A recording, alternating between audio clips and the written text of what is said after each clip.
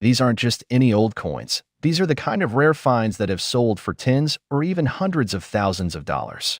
Most people have no idea what to look for, how to sell these coins properly, or even what steps to take next.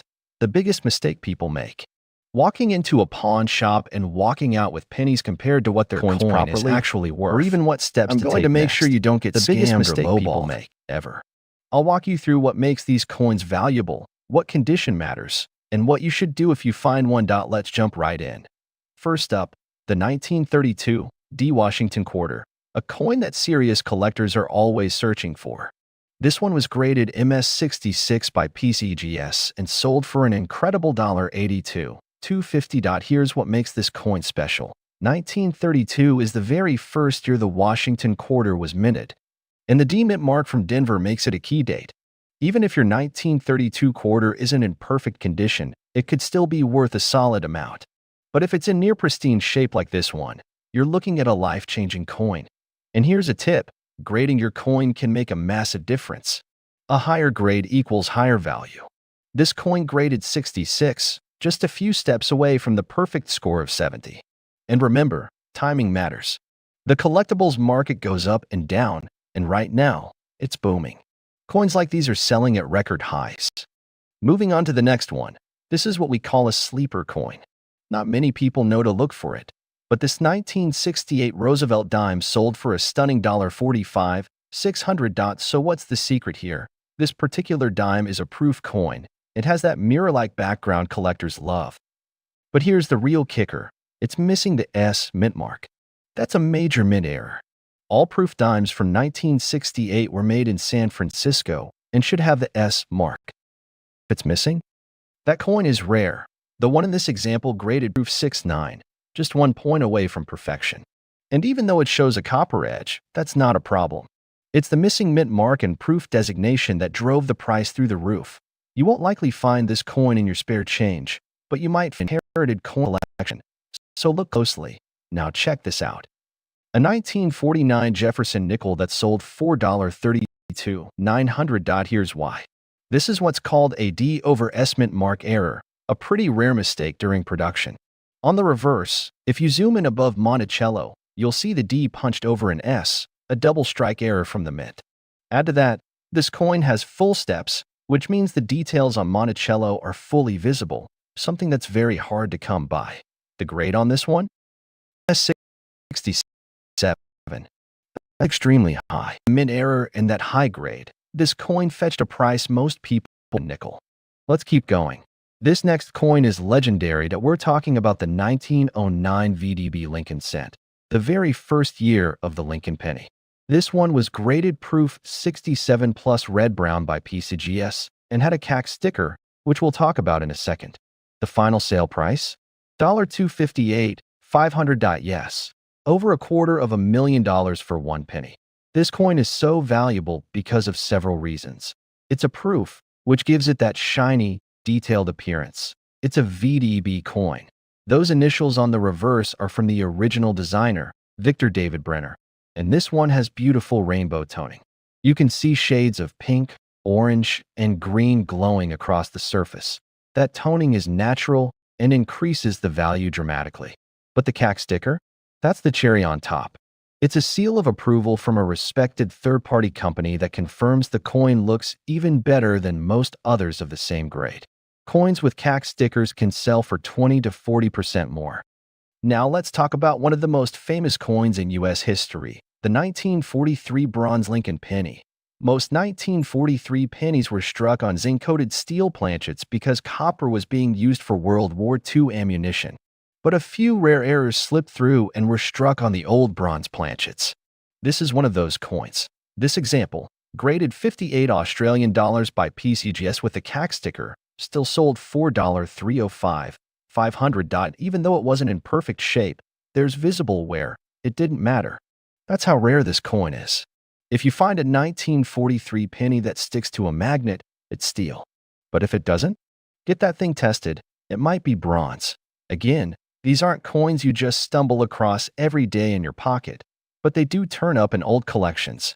That's why it's so important to know what to look for. Now, before we wrap up, let me give you one last crucial piece of advice. Never take your coin straight to a pawn shop. Always get at least 3 expert opinions. Better yet, submit it to a trusted grading service like PCGS or NGC. If you need help, I offer a service right on this channel. Just hit the join button, choose my silver membership, and you can send me clear pictures of your coin.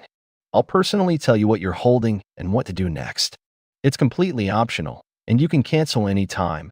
But if nothing else, do your research, protect your coins, and don't get lowballed. Thanks for watching. If you learned something today, hit that subscribe button and give the video a like. It really helps the channel. Stay tuned for more rare coins. Turn up in your collectively change your future. Whatever you do not spend the bicentennial quarters like the ones you're about to see in this video. Some of these coins have sold for thousands of dollars, and you could be holding on to one without even knowing it. Now here's the thing most people don't realize. There are 4 different versions of the 1976 bicentennial Washington quarter. And not all of them are valuable, unless yours has a rare error or happens to be in nearly flawless condition. Let's break it all down so you know exactly what to look for, and more importantly, which coins to keep safe. When the U.S. Mint first started producing bicentennial quarters, many collectors thought it would be a limited release. People started hoarding them almost immediately, believing they'd one day be rare. Well, the mint caught on, and they ramped up production big time. These coins were minted into the hundreds of millions. So just owning one doesn't mean you've struck gold, unless you've got one like the examples I'm about to show you. So let's start with the basics. First up is the 1976 bicentennial quarter, struck at the Denver Mint. Over 860 million of these were made. That's a huge number. These are standard clad coins, 92% copper, 8% nickel, and they weigh about 5.67 grams. Next, we have the 1976 bicentennial quarter with no mint mark, meaning it was struck in Philadelphia. The mintage here was slightly less, about 809 million, but still nowhere near rare. Same weight, same copper-nickel metal blend. But now it gets more interesting. There's the 1976 bicentennial silver quarter, which was part of a special collector's release. These were made with 40% silver and 60% copper, and only about 11 million were produced.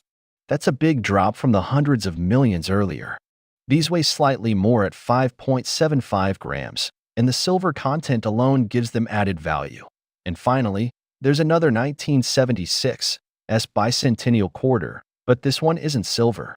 It's the standard clad version, same as the others, but it was struck for collectors and had a much lower mintage of about 7 million. That makes this the lowest production bicentennial quarter of all 4 types.